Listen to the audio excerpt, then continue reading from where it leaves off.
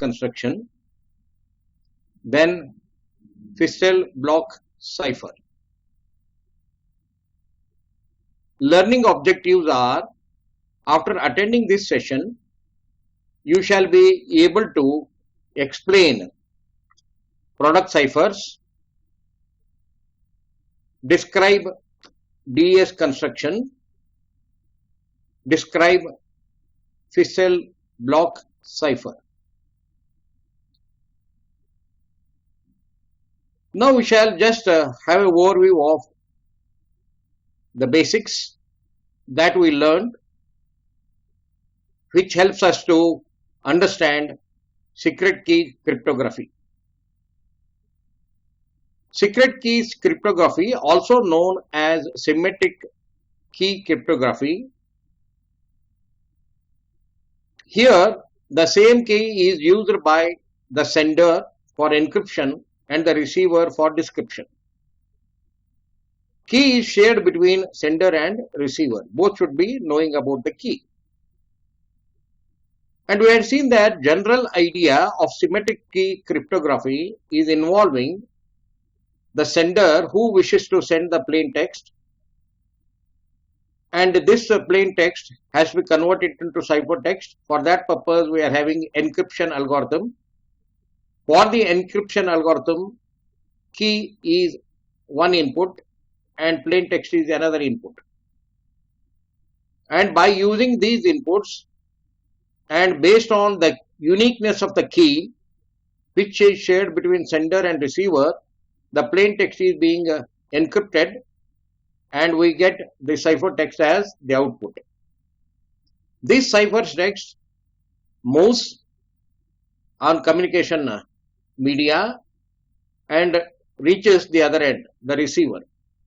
And receiver is having the common key that was shared by the sender. Using that common key as the input and ciphertext also as another input, decryption algorithm is being used, and this decryption algorithm is resulting in the plain text back. Then we perform integrity check. Like this, sender side message, which is plain text, sender side encryption, ciphertext, receiver side decryption, and receiver side messenger. And these plain text encryption algorithm, secret key, ciphertext, and decryption algorithm, these 5 ingredients play a very important role. And we should remember that in symmetric encryption scheme, the key which is playing very important role and which is actually the basis for all our cryptography, which is preferred over the encryption algorithm, decryption algorithm, and key is the only way of maintaining the secrecy of the message which is being transmitted and received. So to do that thing, these are the 5 things we are having: plain text, encryption algorithm, secret key, ciphertext, decryption algorithm. In order to ensure secret key cryptography, we have to fulfill 2 requirements. We do not need to keep the algorithm secret, we need to keep only the key secret. And sender and receiver must have obtained the copies of the secret key in a secure fashion, so that unauthorized people should not know about this secret key. If unauthorized people know about this secret key, they can decrypt the message which is being communicated from the sender to receiver. So maintaining secrecy of this key becomes very important. If someone can discover the key and knows the algorithm, all communications using this key is readable by the third party who may be unauthorized person. So secret key ciphers, we had the discussion on the substitution ciphers and transposition ciphers. Substitution ciphers are having monoalphabetic ciphers, Caesar cipher, and polyalphabetic ciphers, that is Wiener cipher and the Hill cipher. And substitution ciphers are synthesized using substitution box, which is referred commonly as S box. Transmission ciphers or permutation are synthesized using permutation box or P box. In order to create the ciphertext, we require a beautiful and purposeful combination of this X box and P box so that the plain text shall be encrypted and converted into ciphertext so that unauthorized people should not make any meaning out of it. How we are going to combine this X box and P box? That is the point of discussion. We are going in depth. And two types of secret key ciphers, they play very crucial role. The block cipher, where we take a fixed size bits of data, n bits data, known as block. These are usually 64 bits, 128 bits, or 256. However, today for the discussion, we are going to take 64 bits and how it is being used. That is what we are going to check. And these are the block ciphers are very crucial in software related implementation and software related communication using protocols and other things. Stream ciphers, an encryption algorithm, encrypts one bit or byte of plain text at a time. It uses an infinite stream of pseudo-random bits as the key. Security of stream cipher implementation make pseudo-random generator unpredictable and the key should never be reused. So the stream ciphers are very much useful in hardware side of the implementation of the security. Two properties of block ciphers means since we are focusing on block ciphers, so these two properties of block ciphers must be ensured when we want to go for the product ciphers. So one is confusion, no clue between the relationship between the ciphertext and the key. What is the connection between ciphertext and the key? Thus, the receiver will not be having any clue at all. Secrecy is being maintained here. Because of this, it becomes nearly impossible to deduce the value of new and arbitrarily chosen key used to create ciphertext. Diffusion, here what happens is plain text and ciphertext, the relationship among these is being hidden. How plain text is related to ciphertext, that very secrecy, the very relationship is the secret. It implies that each symbol in the ciphertext is dependent on some or all symbols in the plain text. So when we try to implement secret key or symmetric key cryptography, these two properties, confusion and diffusion, play very crucial role, because in secret key encryption, the overall the importance remains of conversion the plain text into ciphertext, and ciphertext from that we have to recover the plain text at the sender side. And since decryption and encryption algorithms are transparent and known to everybody, not only sender and receiver, the person who is unauthorized person also may be knowing on that. The secrecy is being maintained in the key. So confusion plays very important role when key is actually what is the relationship between ciphertext and key is actually masked. With this background, we shall enter into the understanding of product cipher for secret, the block secret cipher. The product ciphers for block secret cipher was introduced by Shannon. So he is the person behind the concept of the product cipher. It provides a template upon which most modern day secret ciphers are based. Means whatever you are talking about product cipher today, it is actually a template. And using this template, we have to come out with different types of designs. A product cipher is a complex cipher combining substitution, transposition, and other techniques.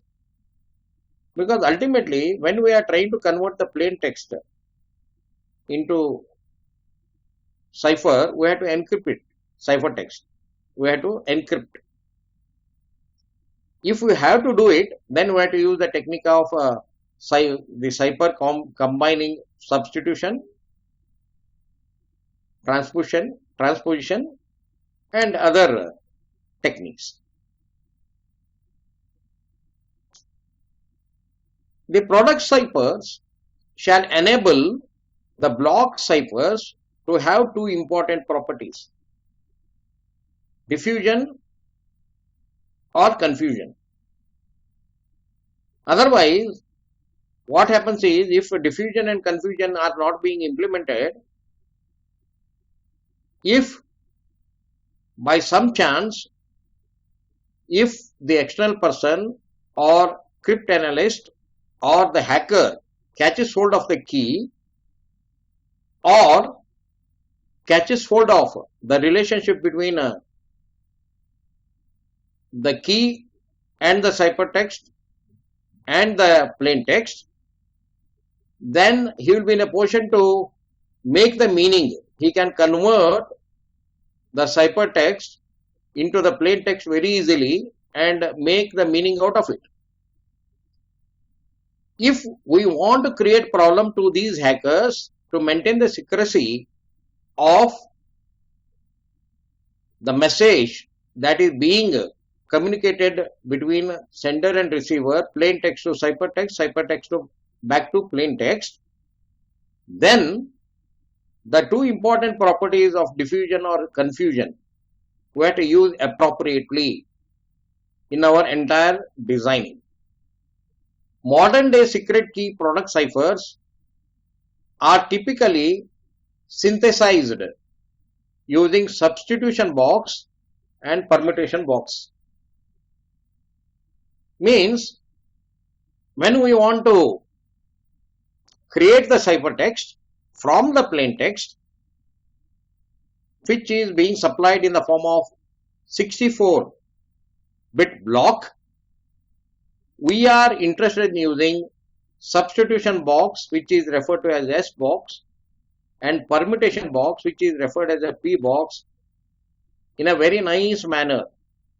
For this purpose, we have to depend upon data encryption standard.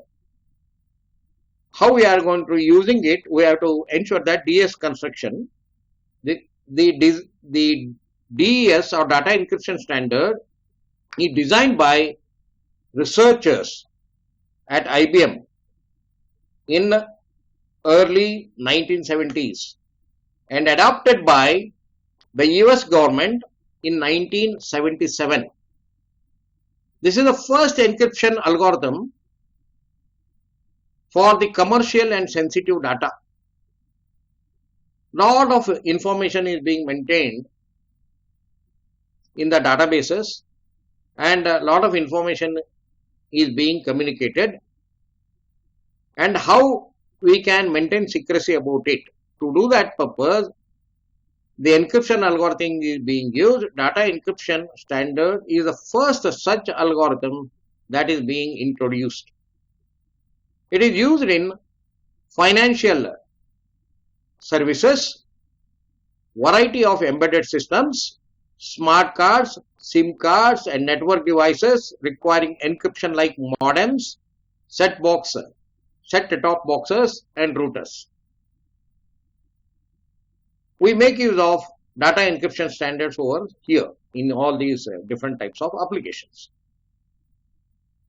Now we shall see DS features. Here we are considering the block size as fixed 64 bits. Means when the plain text is given to us, the plain text has been split into many 64-bit blocks.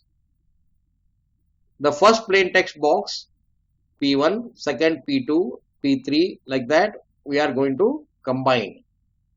The P1 plus P2 up to Pn combined together, it is representing the plain text. So as soon as we get the plain text which is in the form of text must be converted into digital form, which is a combination of 0 and 1, and this message has to be split into 64-bit blocks. We get many such blocks after splitting original plain text. Now in this is the block size message. For encryption, two important aspects are required. One is the message, which is we are having as a P1 plus P2 plus P3, like that, combination of many 64-bit blocks. And then we require the key. Both shall be supplied as input to encryption algorithm. So in DES, the key size is 56 bits. Please remember, the block size of 64 bits and is related to the plain text. There is another input, separate input, which is a key. Its size of the key is 56 bits. Actually, 64 bits will be there, but 8 are used as parity check bits for error control. And we know in the communication networks, that is how we are going to create the packets from the message, and how we are going to add on the check bits for parity check bit and other things to that. So like this, out of 64-bit key size, 56-bit is representing the key, and remaining bits are being used for parity check, so that we can have a good error control.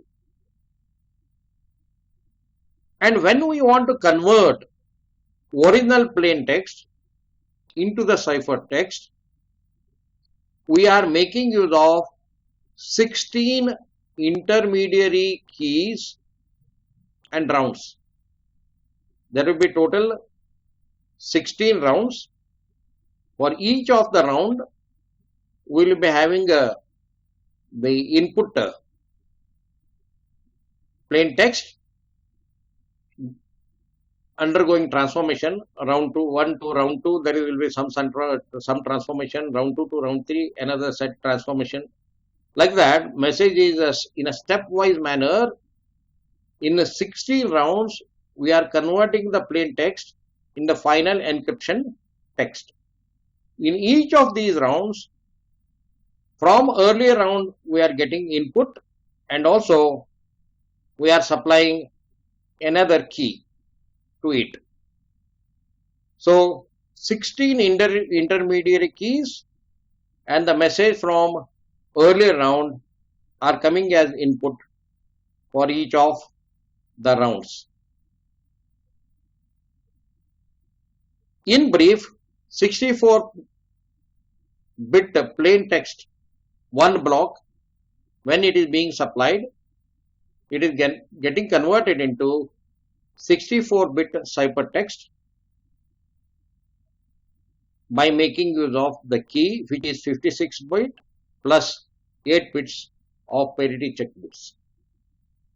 So like this, block 1, then block 2, block 3, block 4 of the plain text are being converted. Key 64-bit, this is what we can see here. We supplied, then a DS cipher, 64 ciphertext. So to do that thing, we require the 64-bit key. This is happening at encryption side. And this 54-bit key is common. It is being shared between the sender and receiver. In symmetric cryptography, the key should be known to both of them. It should be shared. Since the receiver end, the person is knowing the key, the ciphertext is being supplied, and this 54-bit key, then from the last text which we are getting after 16 round, in the step by step from bottom up, 16 round to 15 round, 15 round to 16, the 14 round, like that, in a bottom up manner, we move, and then we'll get original plain text. Here, top down, round 1, round 2, round 3, up to round 16, we convert original plain text by splitting it into many blocks. For each block, using the key and intermediate keys in each of the rounds, we convert the plain text into ciphertext. At the receiver side, we are making use of bottom-up approach. From the ciphertext, we start reconstructing the plain text. So we move from what is the output of the last round to output of the 15th round, then the 14th round, like that. We move up, and then we get the original message. That is happening at the decryption side. For that purpose, we are having a algorithm. If you look at it here in the picture, we have got a plain text and we have got the key. The key plays very important role, and the uniqueness of the key only are deciding the way in which plain text is encrypted. For different types of keys, different type of ciphertext we are going to get, though plain text is same. So how we are going to do it? The original, the block, that is from the plain text, we split. We pick up block 1, which is having 64 bits. And making use of initial permutation, this 64-bit has been split into two subgroups. One with 32, another one with 32. So left side we are having 32, right side we are having total 32, which combined together is 64. Now after that, we start converting into right one, where the left part is being not touched at all. The encryption of the right part of the 32-bit, that we are going to carry out. For that purpose, we are having algorithm. Then we have got a sub key, and this combination is performing S box substitution. And once substitution is being carried out, then we perform permutation. What is substitution and what is permutation? Already we have seen. These are the two types of the ciphers. In the two types of ciphers, first we have to carry out substitution, then we have to go for permutation. Because of this, we are going to get the ciphertext out, which is again 32-bit. We combine it with this. And then this 32-bit right side is becoming the left side in the next round. And the whatever we are getting as the output, the left side of it is becoming the right side here. Then we carry out similar process in the next one, that is a Ln-2, Rn-2. then we perform substitution, and then permutation, we will get the output. In the output, we have got 64 bits. The first 12 bits are unchanged, and the 32-bit new one is being changed, has undergone change. Now in the next round, that is in the third round, right side of this 64-bit is becoming left part of the input, and left side is becoming the right side of it. Means when we move from round to round, what we do is, in first round we keep left fixed, we make the changes to the right 32-bit, and in the next round what output we get, we keep 32 as fixed. The earlier left side of the message, it undergoes change. Then in the next round, what output we are getting as 64-bit, out of that 32 right side will be becoming a left side input, and left side is becoming the right side. Like that, we move from one step to another step. Each of several possible ways of permutation are being carried out, in which a number of things can be ordered or arranged. Means if we want to have more round of secrecy, then this permutations become more and more complex. Overall objective is making use of the keys, performing encryption by having providing greater security. Now in data encryption standard security, it is the old data encryption standard. Its key size already we have seen is 56 bits, and also DS uses 64-bit blocks, which raises some potential issues when encrypting several gigabits of data with the same key is being carried out. But however, when in the earlier things, when we are having a lot of problems related to CPU speed, and also when there were a constraint on us from the database angle, and when there were constraints related to the speed of the computer networks and other things, we had to deal with the size of the data. But in modern days, because of the evolution and revolution of communication related aspects and database related aspects like big data and other things, and these things are not playing a greater role. Means size of in the form of gigabyte and other things in modern days, it's a very small entity. Now when we provide all these things, so the brute force attack on DES is being used to recover the information,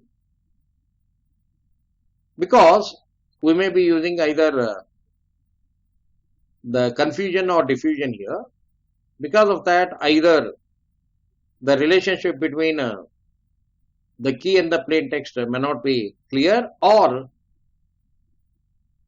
the relationship between plain text and the final, the ciphertext may not be clear. If any of these relations are missing, then what happens is there will be always confusion or diffusion between the sender and receiver. If receiver wants to recover, then he has to use the brute force attack on DES. It involves search of the key space. What is the possible key? Like that we have to search. That is testing all possible keys in order to recover the text used to produce a ciphertext becomes very crucial. The expected number of trials before the correct key is found is equal to half of the size of the key space. So much search we have to do it. For example, if there are 264 possible keys, a brute force attack would on an average be expected to find a key after 263 trials in the worst scenario. So like that, the different type of searches we have to do in the key space to get the first one. It is as if to open any almirah, we have got one box in front of it with thousands of keys. Then how we are going to pick up the right key to open the almirah?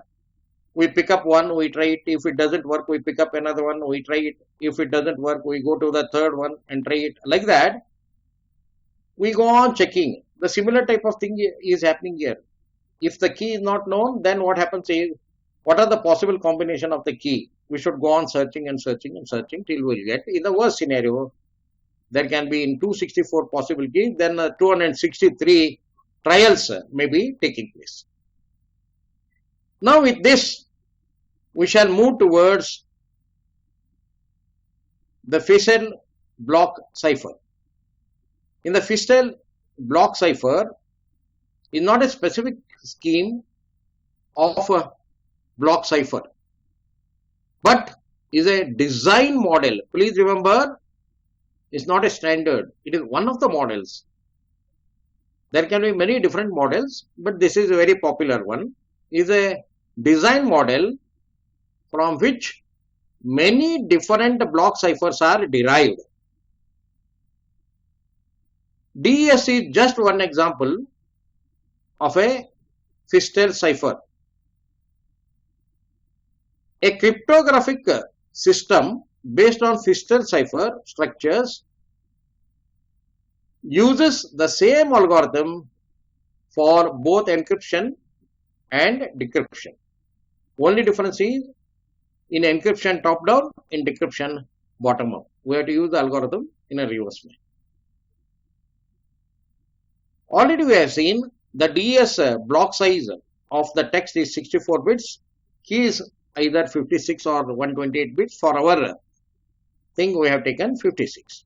A single block of plain text is transferred into ciphertext after passing through the following steps. An initial permutation, 16 rounds of a given function, a 32-bit left-right swap, 64-bit input we are splitting into 32-bit left and right. Already we discussed on that, and a final permutation. How it is taking place?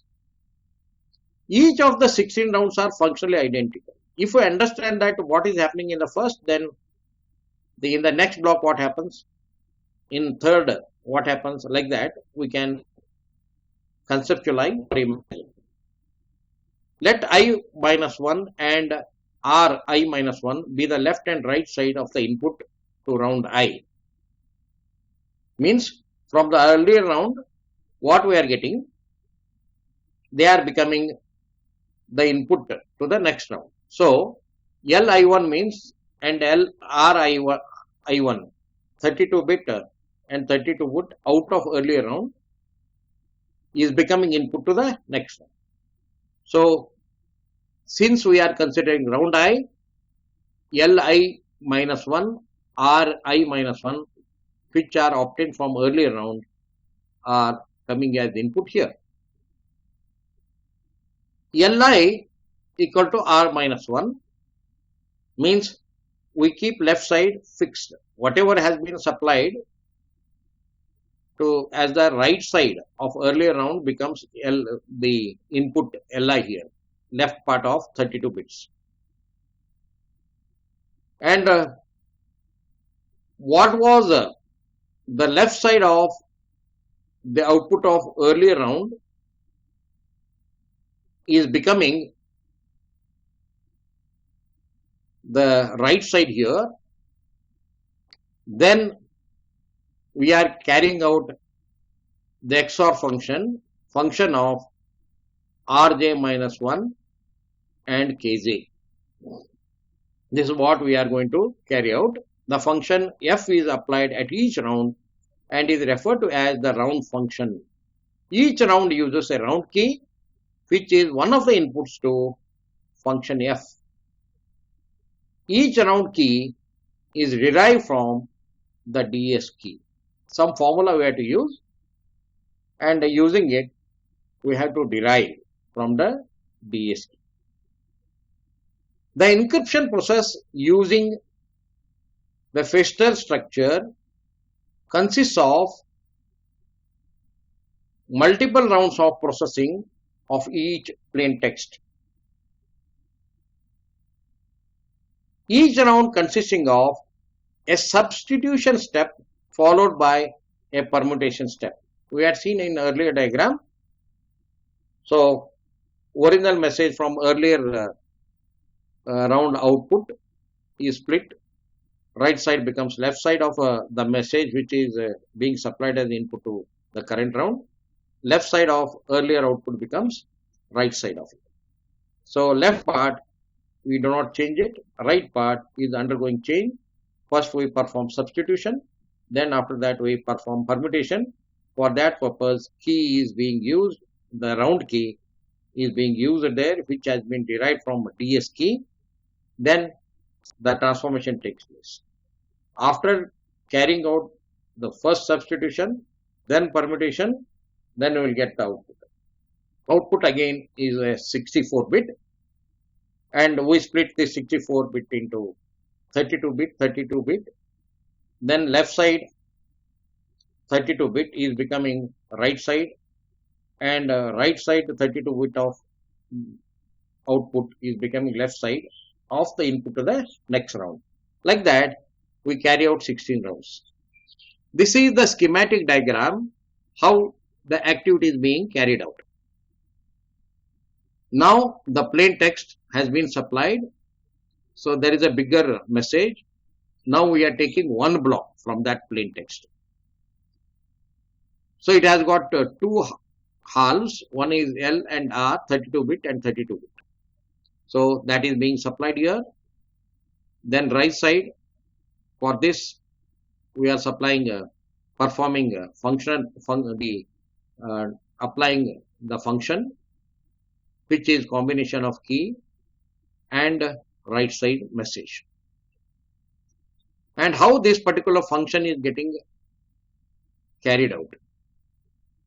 This is the way it is carried out. Means left part remains the same, but right part is undergoing change by considering a round key as the input and by making use of substitution, following that permutation. These are the activities we carry out. Then we will get the output. Output is actually 32-bit of the right part that underwent change and left part which has not undergone any change. Now in the next round, the right part of it is becoming left side and left part of it is becoming right side, so that it can undergo change. Like that, round 1, round 2, round 3, like that, up to 16 rounds of activities we carry out here. So left right swap becomes very crucial of these 64-bit combinations. Finally, we get the ciphertext. Whatever we are getting after 16 rounds is actually encrypted. So the algorithm design decides on number of rounds. Each round involves substitution and permutation steps. The input block to each round is divided into two halves denoted as left half L and right half R. In each round, R goes through unchanged, but L goes through an operation that depends on R and the encryption key. First, apply an encryption function F that takes two input, the key K and R, right side of the message of message. Then it produces the output after applying the function. This function is a combination of substitution first, after that permutation. Then XOR, the output of the FKR function with L is obtained. In DS implementation of the Fistel cipher, in each round, instead of the whole encryption, a round dependent key, which is called as a sub key or round key, is derived from encryption key. Each round uses a different sub key related to the original key. How we are going to arrive at it, that is the uniqueness of the Fistel encryption.